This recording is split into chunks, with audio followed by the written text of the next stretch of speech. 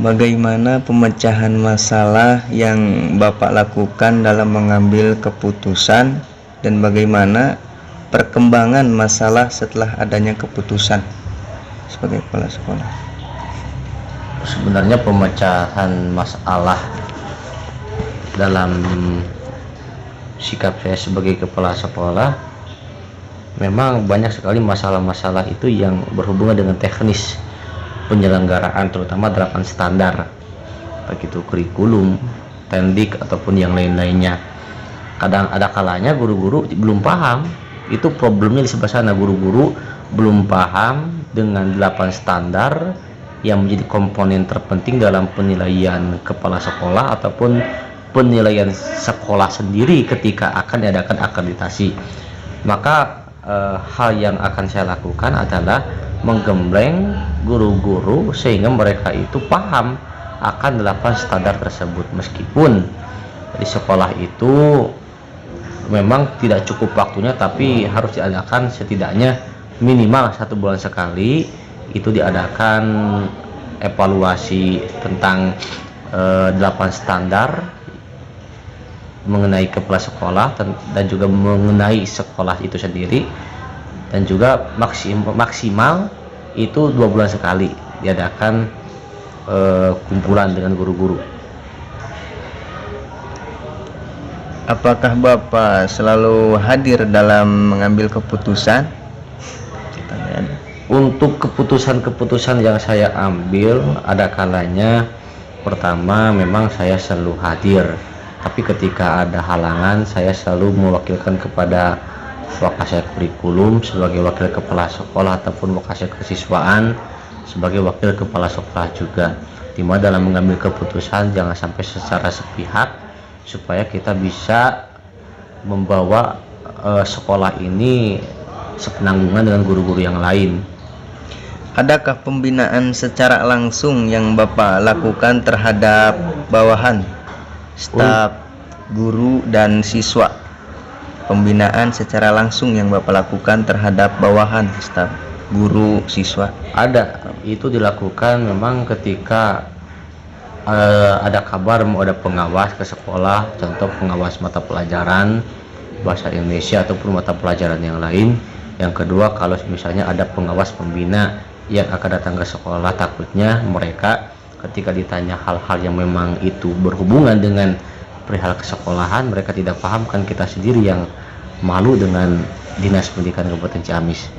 Apakah Bapak terlalu bergantung pada kekuasaan formal seperti ketat dan kaku terhadap bawahan, staf, guru, dan siswa? Sebenarnya saya sebagai kepala sekolah rileks saja, berjalan sesuai mengikuti arah, dimana mengikuti guru-guru jangan sampai dibuat tegang, karena kalau misalnya di sebuah sekolah terlalu tegang, disiplin harus, tapi jangan sampai disiplin itu diterjemahkan dengan mengekang seluruh guru-guru, karena takutnya nanti itu mereka tidak respect terhadap kepala sekolahnya, dan ketika kita mengajak mereka, mereka pun mungkir, dalam artian mereka dengan kinerja kepala sekolah. Jadi harus dibangun rasa kenyamanan dulu antara kepala sekolah dengan staf-staf, wakil kepala sekolah, dan juga guru-guru yang lain, supaya tercipta disiplin tapi relax, santai. Apakah Bapak selalu memberikan contoh terlebih dahulu sebelum memerintahkan sesuatu? Untuk itu harus kepala sekolah memberikan contoh, namun ada kalanya saya pun masih banyak kekurangannya sebagai kepala sekolah, karena mungkin masih tahap pembelajaran dan harus terus meningkatkan kinerja kepala sekolah, karena alhamdulillah Dinas Pendidikan melalui pengawas pembina itu selalu mengadakan penilaian kepala sekolah dengan puluhan, bahkan mencapai 100 lebih instrumen penilaian kepala sekolah, dan itu menjadi bahan acuan setiap kepala sekolah harus bisa meningkatkan kinerjanya di sekolah. Apakah Bapak selalu memberikan sanksi pada bawahan, staf, guru, dan siswa yang bersalah? Untuk sanksi kepada siswa saya terapkan secara menyeluruh, dan untuk sanksi kepada guru-guru itu tidak secara forum, tapi sebelumnya itu ada sanksi tertulis dulu, bahwasanya ada peraturan-peraturan yang harus dilaksanakan oleh Dewan Guru sehingga mereka sadar sendiri kalau mereka melanggar, mereka harus siap menerima sanksinya tanpa harus ditegur oleh kepala sekolah. Karena kan kita juga harus bisa menghargai mereka sebagai guru, toh pada akhirnya masih banyak kebutuhan guru-guru yang belum bisa kita penuhi, terutama masalah kesejahteraan mereka.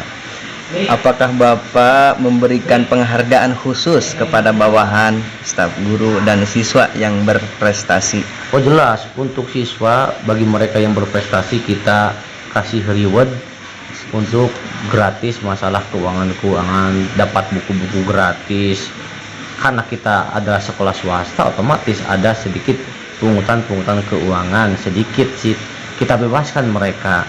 Terus ada buku-buku yang harus dibeli, kita gratiskan untuk mereka. Ada kalanya kita kasih reward piala penghargaan atau uang pembinaan.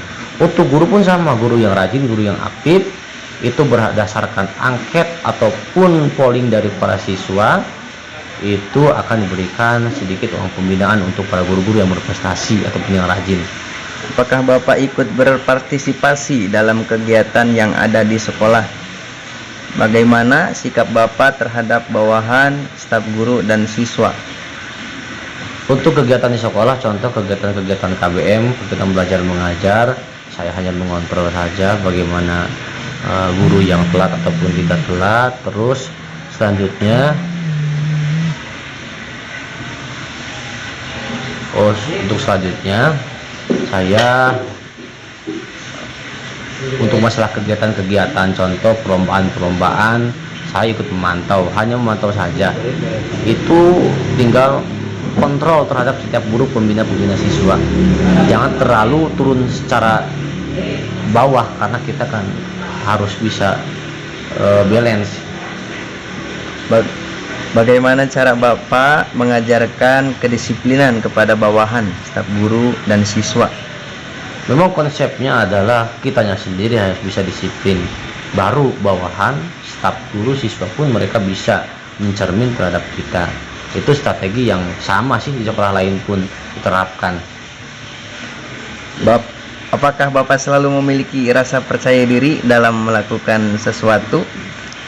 Percaya diri itu harus dalam setiap aspek, karena percaya diri sebagai modal utama untuk bisa menunjang setiap langkah kita agar kita meyakinkan orang lain. Tapi ada kalanya jangan terlalu percaya diri, karena kita pun harus bisa check and balance terhadap setiap langkah kita. Tetap kita harus bisa menerima asumsi-asumsi dari kiri, dari kanan, dari staf bawahan ataupun dari masukan para siswa yang berprestasi. Apakah Bapak selalu mengutamakan rasa persatuan dan kesatuan? Jelas, persatuan harus diutamakan, karena dalam sebuah konsep Islam, al-ittihad yujidul quwwah, kebersatuan itu akan menjadi sebuah kekuatan, yang dimana kekuatan itu diperlukan dalam sebuah lembaga pendidikan formal. Apakah Bapak selalu bagaimana sikap Bapak dalam memimpin sekolah? Seorang leadership atau seorang kepala sekolah, strategi yang bisa dilakukan dalam memimpin sekolah itu yang pertama adalah tanamkan dulu kedisiplinan dalam diri pribadi. Yang kedua harus sering ada observasi. Yang ketiga harus sering ada kontrol kepada setiap guru ataupun siswa. Yang terakhir harus ada evaluasi.